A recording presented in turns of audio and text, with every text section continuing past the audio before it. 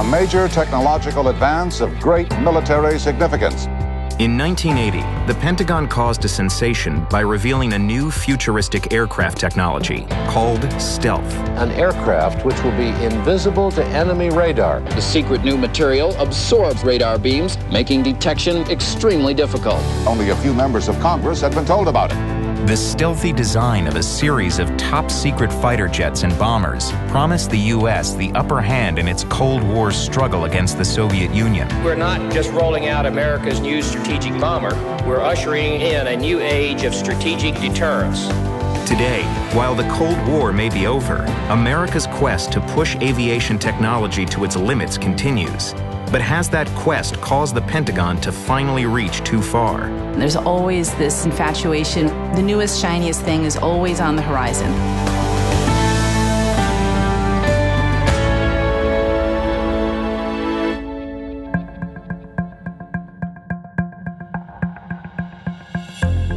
In warfare, surprise has always been a key advantage. If you can't see me, you can't kill me. And if you can't kill me, you can't defend what I'm trying to go after. That idea has long been military aviation's holy grail, never more so than during the Cold War, when American defense contractors, including Lockheed Corporation's secret Skunk Works division, raced to develop jets and bombers that were unlike any that had come before. Secretary of Defense Harold Brown said today that the stealth project alters the military balance significantly. We are not aware of any comparable effort in the Soviet Union. The new bomber is not only still secret, in the future it is hoped that it and other U.S. weapons will be almost invisible. This was going to allow us to go across many, many miles into the Soviet Union without being detected. What made stealth planes so newsworthy was not their speed, but their extremely low profile on radar. This so-called flying wing, made of expensive non-metallic materials designed to absorb rather than reflect radar. No tail, no external engines, fuel tanks, weapons, or antennas.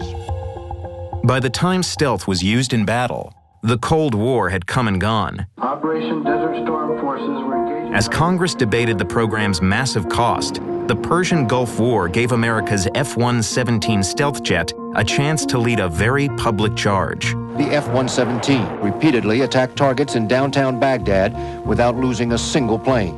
Flew 1,291 missions into Iraq, and not one bullet hole was on any airplane. By using the stealth technology of the 117, we were able to go after high-value targets. And because we got to them early, that war was a whole lot shorter than it could have been. There now is no question. Stealth works, and it's been proven in combat, and it broke the Iraqis back, and it saved precious American lives. It took another conflict to see just how bulletproof stealth really was. In 1999, an American F-117 fighter was shot down over Serbia. Publicly, the Pentagon claimed it didn't know how it happened. Secretly, military officers knew it was not a lucky shot. It turns out that very old-fashioned radar frequencies dating back to the Battle of Britain are immune to stealth. Because a plane's stealthy design may not give it enough of an edge, radar jamming and smart piloting can be needed to prevent the worst-case scenario. Ideally, you would have stealth that was like the Star Wars cloaking mechanism, but it's not to be, at least not yet.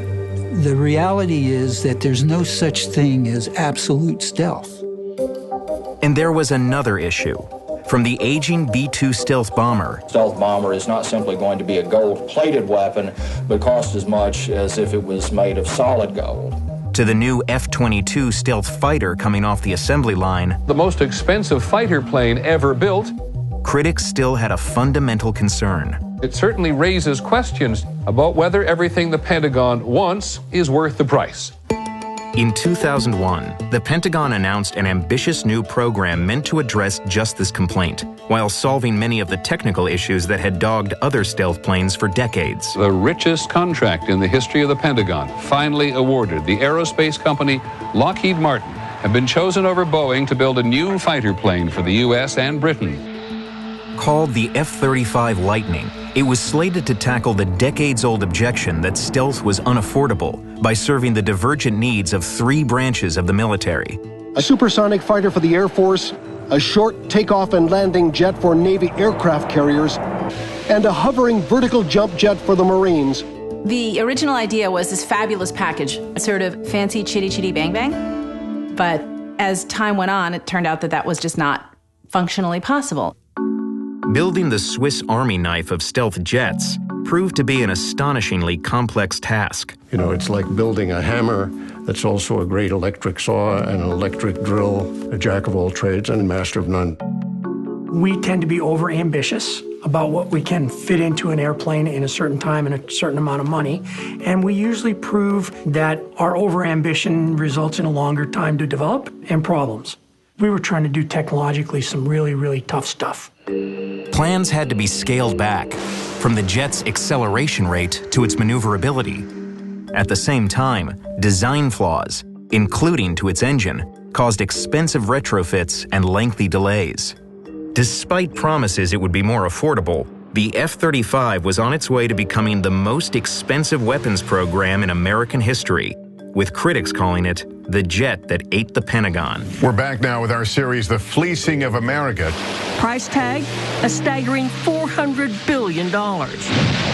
That's about twice as much as it cost to put a man on the moon. The F-35 is years behind schedule, and so far has yet to fully deliver on one of its most unique features, the high-tech integration of sensors and weapons.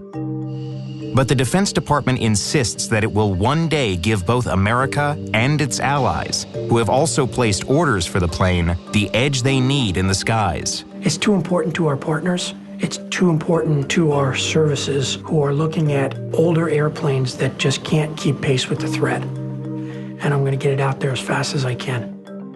But who's to say that the F-35 will really outperform the jets that have long been essential to America's defense? Workhorses that are still proving their worth on battlefields today.